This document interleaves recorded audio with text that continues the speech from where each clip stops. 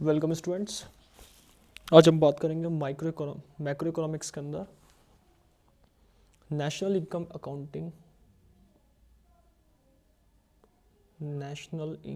Accounting के important points में से नेट इनडायरेक्ट टैक्स के बारे में आज हम बात करेंगे। आज का जो टॉपिक है वो है net indirect tax. Net indirect tax का मतलब यहाँ पे हम प्रॉपरली पूरा मीनिंग में देखेंगे कि नेट इनडायरेक्ट टैक्स का प्रॉपरली मीनिंग क्या है कंप्लीटली, और ये किस तरीके से मीनिंग को डिफाइन करता है कि नेट इनडायरेक्ट टैक्स एक्चुअली होता क्या है और नेशनल इनकम अकाउंटिंग में इसका क्या इंपॉर्टेंट रोल है। सबसे पहले बात करते हैं नेट की। नेट का मतलब यहाँ पे ऐसा फैक्टर या ऐसी चीज़ जो डिडक्ट होकर आई है, पहले किसी ना किसी चीज़ को लेस कर या फिर डिडक्ट होकर आई है। जैसे हमने पहले भी बात करी थी, इनकी नेट का मतलब प्रॉपरली कंप्लीट फॉर्म होती है, जो प्योर फॉर्म कहलाते हैं, इसका मतलब नेट होता है। तो नेट इनडायरेक्ट टैक्स। अब इनडायरेक्ट टैक्स क्या होता है वो हम पहले बात कर लेते हैं कि इनडायरेक्ट टैक्स का मतलब क्या होता है। दो तरह के टैक्स होते हैं हमारे, एक होता है डायरेक्ट टैक्स, एक होता है इनडायरेक्ट टैक्स। हमारे नेशनल इनकम अकाउंटिंग में इनडायरेक्ट टैक्स को इंक्लूड करा गया है। डायरेक्ट टैक्स के अंदर क्या होता है और इनडायरेक्ट टैक्स का मतलब क्या होता है यहाँ पे हम समझ लेते हैं।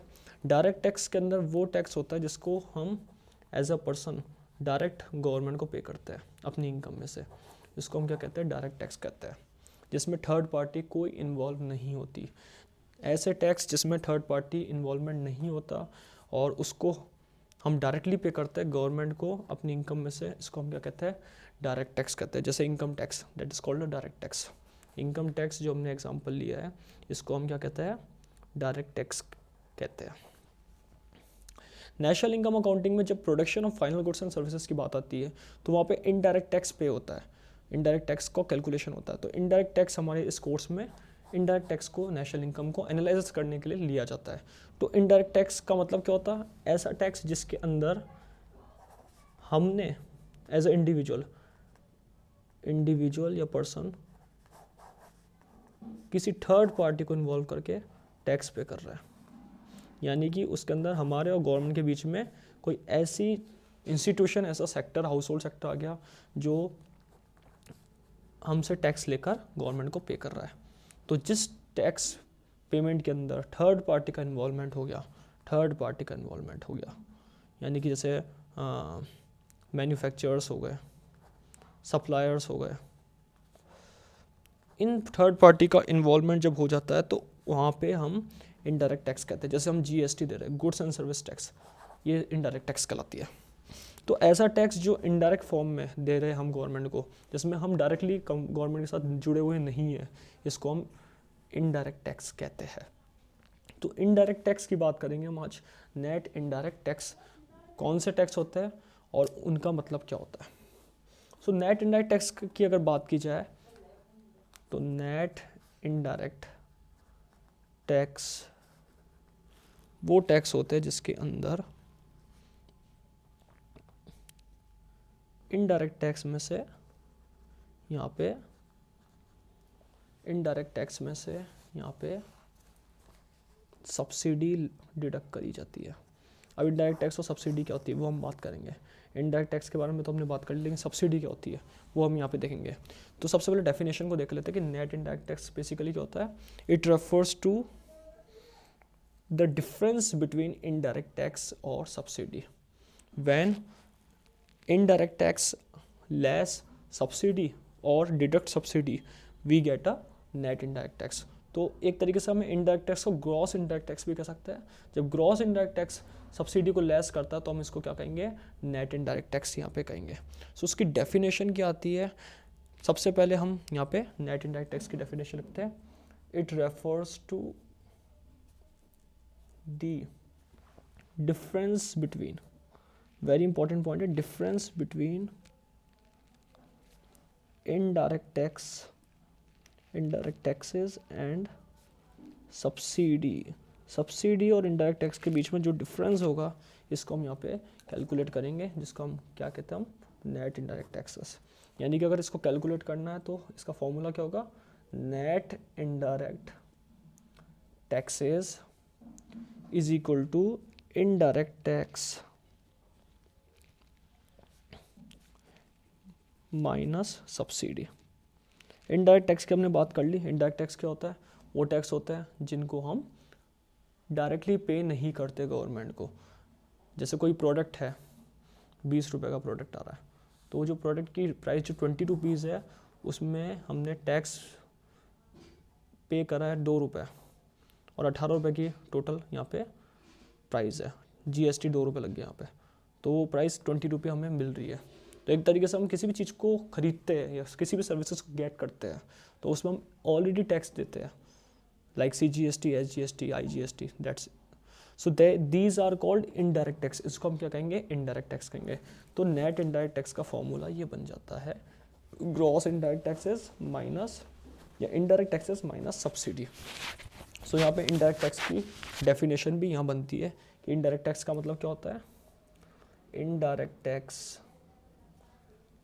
Indirect taxes refers to the taxes which are calculated from, very important word जो है ये है वैल्यूएशन ऑफ प्रोडक्शन। हम किसी भी चीज़ का प्रोडक्शन करें तो उसकी जब वैल्यूएशन करते हैं तो यहाँ पे हम इनडायरेक्ट टैक्स को कैलकुलेट करते हैं। यानी कोई चीज़ प्रोड्यूस हो रही, कोई सर्विस गेट करे तो उसमें हम वैल्यूएशन करें, उसकी प्राइस निकाल रहे हैं, तो यहाँ पे उसको इनडायरेक्ट टैक्स पे करना होता है। जैसे यहाँ पे GST example, GST etcetera, VAT देते थे पहले हम हमारी कंट्री में, अब एक ही टैक्स हो गया GST। सो ये हमारे क्या है? नेट इनडायरेक्ट टैक्स हो गया। अब यहाँ पे सबसे इम्पॉर्टेंट पॉइंट है कि सब्सिडी क्या होती है। अगर सब्सिडी की डेफिनेशन भी हम यहाँ पे लिख लेते हैं। सब्सिडी का मतलब क्या होता है? गवर्नमेंट के द्वारा दी गई एक, हम रिबेट कह सकते हैं, छूट कह सकते हैं, उसको सब्सिडी कह सकते हैं, एक इकोनॉमिक असिस्टेंस कह सकते हैं, यानी कि कुछ इकोनॉमिक फ़ायदा। तो यहाँ पे सब्सिडी का मतलब क्या होता है? It refers to the economic assistance. Very important point यहाँ पे, इकोनॉमिक असिस्टेंस, ये इंपॉर्टेंट वर्ड है यहाँ पे। इकोनॉमिक असिस्टेंस मतलब कुछ इकोनॉमिक फ़ायदा। जैसे हमने कोई गैस सिलेंडर खरीदी, तो गैस सिलेंडर खरीदने जैसे 1000 रुपये का गैस सिलेंडर आता है, तो 1000 रुपये गैस सिलेंडर में हमने, गवर्नमेंट ने हमें 950 का पे करा है और 50 रुपये हमें सब्सिडी दे दी। हमने 1000 रुपये पे करते हैं, गवर्नमेंट ने 50 रुपये सब्सिडी दी थी और 950 रुपीज़ ले लिए। तो ये क्या है? एक तरीके से सब्सिडी मतलब कोई छूट देना, रिबेट देना, इकोनॉमिक असिस्टेंस देना, इकोनॉमिक फ़ायदा देना, इसको हम क्या कहते हैं? या फाइनेंशियल असिस्टेंस भी कह सकते हैं। इकोनॉमिक असिस्टेंस की जगह हम फाइनेंशियल असिस्टेंस भी ले सकते हैं। तो ऐसा फ़ायदा जिसमें गवर्नमेंट हमें कुछ, किसी भी चीज़ को गेट करने में, किसी भी चीज़ को ख़रीदने में हमें, या किसी भी चीज़ को किसी भी चीज़ का बेनिफिट लेने में हमें जो फ़ायदा पहुंचा रही है उसको हम इकोनॉमिक असिस्टेंस यहाँ पे कहते हैं। So given by the economic assistance, given by the government to, आप किसी को भी दे सकते हैं, आप फर्म को भी दे सकते हैं, किसी जनरल पब्लिक को भी दे सकते हैं। यहाँ पे फर्म्स एंड हाउस होल्ड, यहाँ पे हाउस होल्ड आ गया, हाउस होल्ड आ गया, okay. with a motive to general welfare, with a motive to general welfare, that's point.